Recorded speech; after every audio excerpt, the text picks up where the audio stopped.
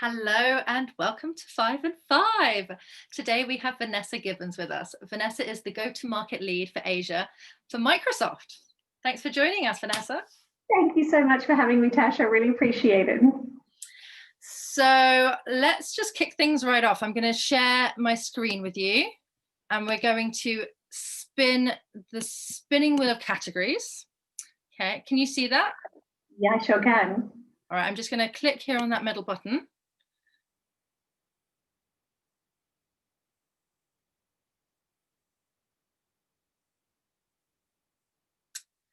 And could you read out which category has been selected at random? Failure.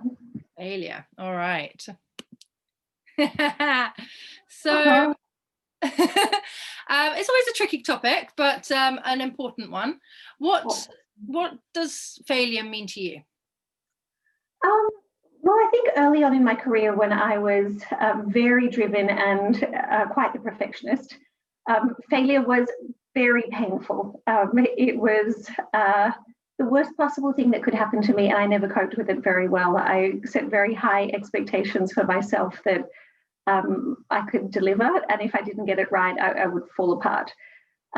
20 years later, and a lot of marketing campaigns that were not as successful as I'd hoped they'd be.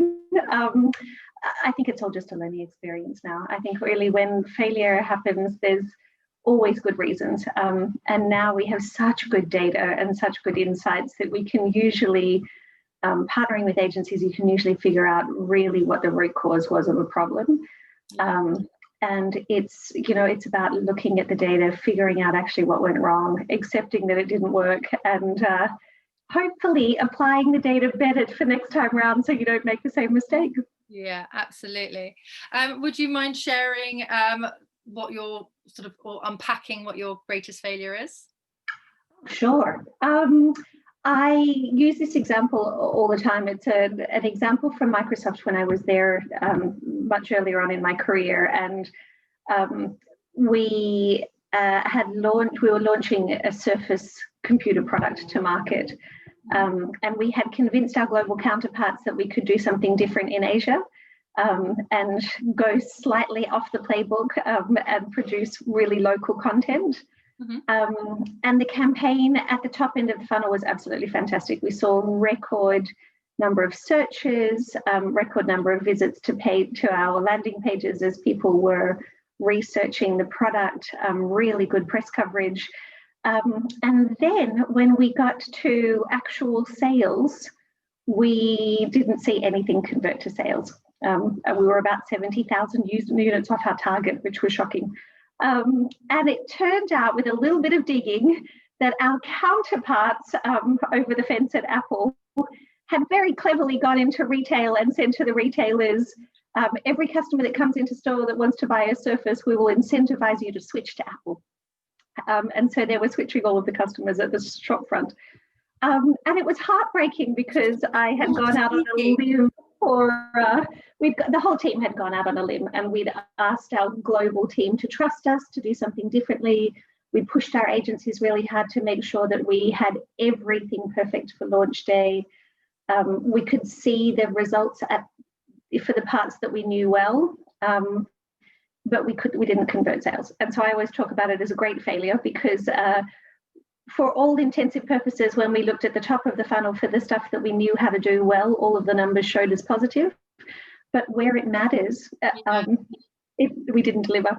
And what did you learn from that? Like, what was your strategy changed? Did it mean that you had to put incentives in the stores? What was the sort of outcome of that?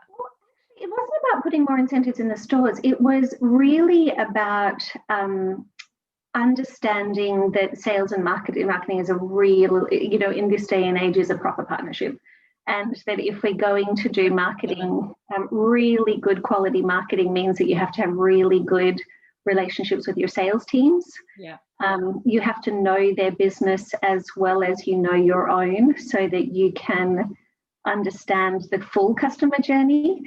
And you have to understand and be willing to accept what truly motivates customers. So for all of the wonderful brand work we can do, if at that point of purchase, when they're ready to make a transaction, if you haven't got that really strong emotional connection with the customer, they'll be converted. So they're all really good learnings, but it's just been meant a lot of work for us as I move forward in my career around how strong to make that relationship with the shop front. Okay. Vanessa, could you, what's a fail that you admire most? So, you know, we have in the media landscape, we're given so many examples of, you know, people like Richard Branson who failed at college and then, you know, is the success that he is, or, you know, we mentioned Apple, Steve Jobs being fired from Apple. Is there a fail that you admire most? Yeah, actually, our CEO at Microsoft is a man called Satya Nadella, and he told this fabulous story many years ago when I was at a conference where he said it was a story about how he learned that talking about vulnerability and talking about being a compassionate leader is one thing, and actually being one is a totally different thing. And he says that so when he was a middle manager, he was invited up onto a stage with Bill Gates and Steve Ballmer and all of these people, and he hops up onto a stage with at a big conference where they're talking about compassionate leadership and people first leadership.